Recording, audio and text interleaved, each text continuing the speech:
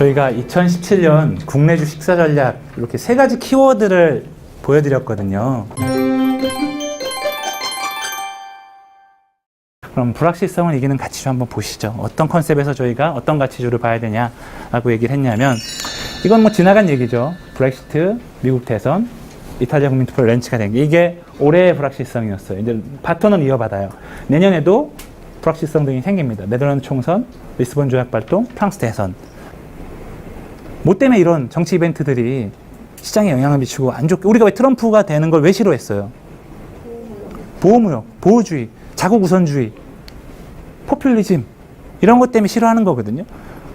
특히 우리나라 같은 경우에는 대외 수출 비중이 GDP에서 차지하는 게 50%가 넘는 나라예요. 거의 탑일 거예요, 탑. 그러니까 대외 무역 의존도가 되게 높은데 각자 무역 안 하고 문 닫겠다라고 하니까 우리는 이런 거 되게 민감하거든요.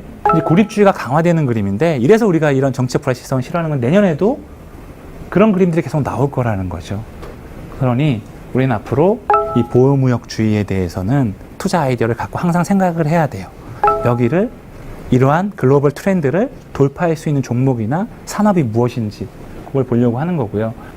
중국과 미국도 부딪히게 되겠죠. 나 혼자 살겠다고 하면 서로 이해관계가 틀어지는 부분이 있을 거 아니에요.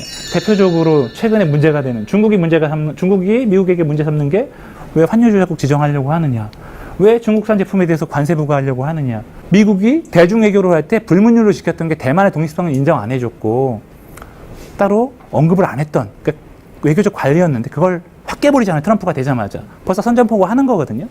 근데 중국도 뭐 G2인데 그냥 안전당하지 않거든요. 우리도 그럼 국채 매각하겠다. 너네 우리 채권 미국 국채 최대 보유국이야. 달러 가치 우리가 망가뜨리겠다. 그 다음에 미국산 제품 우리도 보복관세 하겠다. 너네만 피해 입냐. 이게 보호무역주의라는 게 안 좋은 게 양방 피해가 되기 때문에 안 좋은 거예요. 남중국해 군사기주 하겠다. 우리도 대만 니네가 독립 지지하면은 이쪽에서 우리도 해양으로 나가야 되기 때문에 이 해양으로 나가는 확장 전략을 계속 지속하겠다라는 거예요. 이런 구조에서는 우리는 고립주의를 타파할 수 있는 아이디어를 찾아봐야겠다라고 생각을 한 겁니다.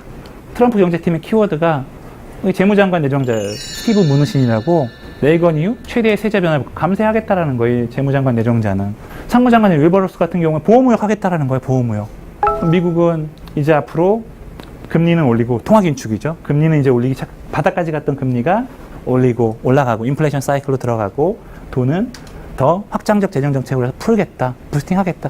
처음에는 트럼프 된다 그래서 금융시장이 막 겁먹었다가 들어보니까 기업한테 되게 좋고, 유효세율이 미국이 35%거든요. 법인한테 세금 되게 많이 걷어요. 돈 버는 거 35% 떼가는데 그거를 20%대까지 낮추겠다라는 거 아니에요. 우리나라가 20%잖아요. 그 정도까지 낮추겠다라는 거예요.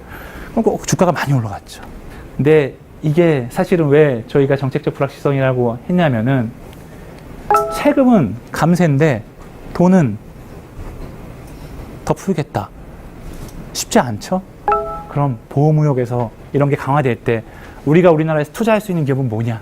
스페셜 원, 특별한 무언가를 갖고 있는 기업들을 해야 돼요.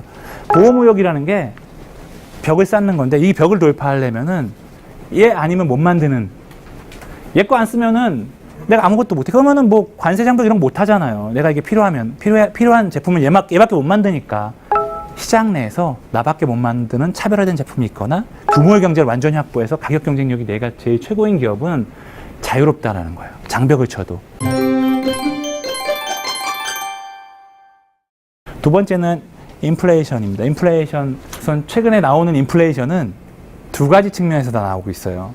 두 가지가, 공급달에서 원자재 가격이 올라오면서 올라가는 인플레이션하고 수요가 생기면서 땡겨주는 인플레이션 동시에 생기면 그건 경기에 되게 좋은 시그널이거든요. 지금 그게 나오고 있어요. 이게 수요 견인 인플레이션, 디맨드 풀이라 그러는데, 보면 왜 이런 인플레이션이 나오느냐. 이게 미국의 실업률입니다. 실업률이 자연 실업률 언더로 떨어졌어요. 이걸 경제학적으로 완전 고용이 달성이 됐다라고 하는 거죠. 고용이 이제 자연 실업률보다 떨어졌으니까 뭔가 경기는 좋아지는데 사람을 쓰려면은 임금을 올려줘야 돼요. 근데 동일 직급에 동일 인에 추적한 임금이 이렇게 올라온다는 거는 사람들이 돈을 많이 벌기 시작했다는 거고, 다 고용이 되는데 임금까지 올라가요. 그러니까 소비력이 확대가 되잖아요. 소비자 물가가 올라가기 시작하는 거죠. 그런 그림이 되고 있다. 두 번째는 코스트 푸시 인플레이션이에요. 이거는 우리나라한테 되게 좋은 거예요. 왜 좋냐? 이런 원자재들 가격이 올라가면서 비용이 발생되면서 가격이 올라가는 인플레이션을 말하는 거니까, 신흥국이 좋아요. 근데 우리나라는 신흥국 수출 비중이 되게 높아요. 이 다음 데이터에서 한번 보여드릴 텐데 되게 높기 때문에 우리나라에서 되게 유리한 인플레이션이다. 수출 모멘텀에 되게 긍정적인 인플레이션이라고 보면 될 것 같고요. 그럼 이제 원자재 가격이 올라가니까 생산 비용이 올라가겠죠. 그리고 아까 임금도 올라갔죠. 거기다가 금리도 올라가잖아요. 그럼 기업들이 금리 올라가면 비용이 조달 금리라든지 자기 부채에 대한 비용도 올라가니까 이제 돈을 안 쓰면 인플레이션이 돼서 내 가치가 떨어지는 사이클로 들어간다. 전체 성장 사이클은 되게 저성장 사이클로 가고 있는 상황에서 인플레이션 사이클이 왔기 때문에 돈을 사람들이 쓰더라도 아무 데나 안 써요. 혁신적인 소비 아니면 자기한테 필요한 소비만 하거든요. 이 4차 산업혁명 기술 발전과 결합해갖고 이런 혁신 소비들이 생겨요. IoT, 빅데이터, 물류혁신, 크로스오버된 옴니채널, 커넥터 공유비즈 같은 경기 회복이 되고 근데 인구 구조는 1인 가구가 돼 있고 기술은 계속 발달되고 하다 보니 이런 산업이 이런 소비가 점점 확대가 되는데 이런 소비에서 우리나라에서 어떤 업종들이 수혜를 받을 수 있느냐 반도체 디스플레이 플랫폼이다 라고 말씀드릴 수 있어요. 그다음 코스트 푸시. 코스트 푸시는 아까 우리나라가 되게 수출 주도형 국가고 이머징 경기 그러니까 원자재 수출구의 경기가 올라올 때는 되게 유리하다라고 말씀드렸죠. 이게 우리나라의 수출 비중입니다. 중국, 아시안, 미국, EU. 선진국이라고 하는 미국, EU는 22%밖에 안 돼요. 누가 중요하냐? 중국, 아시안, 오펙. 여기 코스트 푸시 인플레이션이 우리나라 수출 기업들한테 나쁘지 않다라는 거고 최근에 포스코, LS 이런 기업들 주가가 되게 좋은 이유가 여기에 있다라고 보시면 될 것 같고요. 그럼 보자고요. 그럼 기업은 뭘 사야 되느냐? 전 세계가 지금 어떤 트렌드로 가고 있다 그랬어요? 불확실성 얘기할 때, 정치 얘기할 때. 보호무역으로 간다 그랬죠. 그럼 보호무역에서 상대적으로 자유로운 애들이 좋을까요? 수출은 해야 되는데 미국이나 유럽 위주로 지금 계속 득세하고 있는 보호무역주의에서 자유로운 기업. 그걸 우리는 리저널 스페셜리스트, 지역 강자라고 표현을 했어요.